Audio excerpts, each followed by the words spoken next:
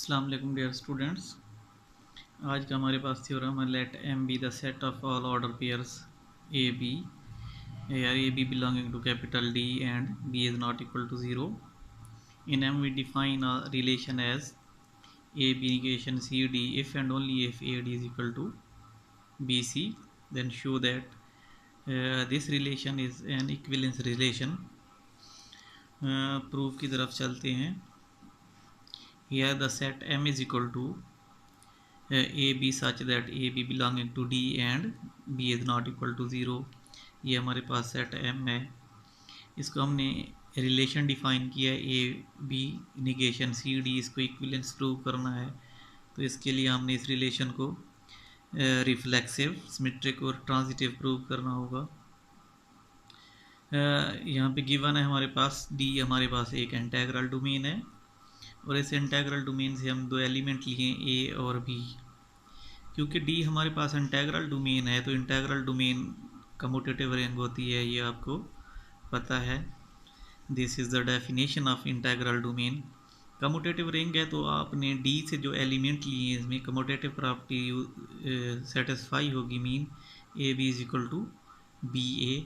तो इसको हम क्रॉस मल्टीप्लाई करें तो A over B is equal to A over B हो जाएगा। तो लास्ट लेक्चर में हमने ये रिलेशन डिफाइन किया था कि ए और बी इस फ्रैक्शन को आप इस पेयर फॉर्म में लिख सकती हैं, ए कामा बी। इसी तरह ए और बी को आप ए कामा बी में लिख देंगे और इस पर निगेशन लगा देंगे। तो देखिए ये रिलेशन क्या हो गया, आपके पास रिफ्लेक्सिव हो गया इस फ्रैक्शन रिलेशन के साथ। नेक्स्ट हमने लेट किया है कि A B negation C D, तो इम्प्लाइज करके हम इसको लिख सकते हैं कि A D is equal to B C. Since D is commutative ring, ये बात आप जानते हैं कि डी कम्यूटेटिव रिंग है क्योंकि ये इंटेग्रल डोमेन है। सो ए डी को हम डी ए लिख सकते हैं और बी सी को सी बी लिख सकते हैं। इनके एलिमेंट्स के दरमियान कम्यूटेटिव प्रॉपर्टी होल्ड करेगी। तो D A is equal to C B, तो इसको क्रॉस मल्टीप्लाई करें तो C over D is equal to A over B बनता है। अब ये लास्ट लेक्चर में हमने ये रिलेशन डिफाइन किया था कि फ्रैक्शन सी ओवर डी को आप पेयर फॉर्म में सी डी लिख सकते हैं, इसी तरह ए ओवर बी को ए बी लिख सकते हैं। देखें C D negation A B, तो आपका रिलेशन सिमेट्रिक हो गया है। नेक्स्ट हमारे पास है कि ए बी सी डी को निगेट कर रहा है और सी डी जो है ई एफ को निगेट कर रहा है। तो ए और बी को आप एक पेयर को ए बी पेयर को आप ए और बी लिख सकते हैं और सी डी पेयर को सी ओवर डी लिख सकते हैं। इसी तरह सी डी को सी ओवर डी और ई एफ को ई ओवर एफ लिख सकते हैं। यहाँ पे आपका बी भी नॉट इक्वल टू ज़ीरो है, डी बी और एफ भी आपका, ये तीनों element not equal to zero हैं। देखिए फर्स्ट वाले रिलेशन से हम इसको लिखेंगे A D is equal to B C, इसको इक्वेशन नंबर 1 का नाम दे देते हैं। इसी तरह इस वाले रिलेशन से हम लिखेंगे C F is equal to D E, इसको इक्वेशन नंबर 2 का नाम दे देते हैं। इक्वेशन नंबर 2 इम्प्लाइज है, इक्वेशन नंबर 2 को लेके चलते हैं कि C F is equal to D E. B हमारा नॉन ज़ीरो एलिमेंट है तो इसको हम दोनों तरफ से लेफ़्ट से मल्टीप्लाई करवा देंगे।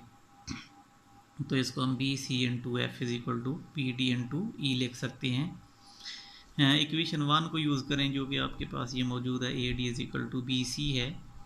तो बी सी की जगह पे हमने ए डी लगा दिया है, बाकी एज इट इज़ ऊपर वाली इक्वेशन आ गई है। इम्प्लाइज ए डी को आप डी ए लिख सकते हैं और बी डी को डी बी लिख सकते हैं क्योंकि ये इंटेग्रल डोमेन से आए हैं। इंटेग्रल डोमेन आपके पास ये कम्यूटेटिव होती है तो इसमें कम्यूटेटिव प्रॉपर्टी होल्ड करेगी। इसके बाद हम इसको इम्प्लाइज करके लिख देते हैं कि D into A F is equal to D into B. Right side को लेफ़्ट पे शिफ्ट कर दी और ये लेफ़्ट डिस्ट्रीब्यूटिव लॉ लगाएं, डी कॉमन ले लिया है तो आपके पास D into A F minus B is equal to zero हो जाएगा। Since D is integral domain and will have no zero divisors, integral domain की डेफिनेशन होती है कि इसके अंदर ज़ीरो डिवाइजर्स नहीं होते। तो either D is equal to zero और A F minus B E is equal to zero.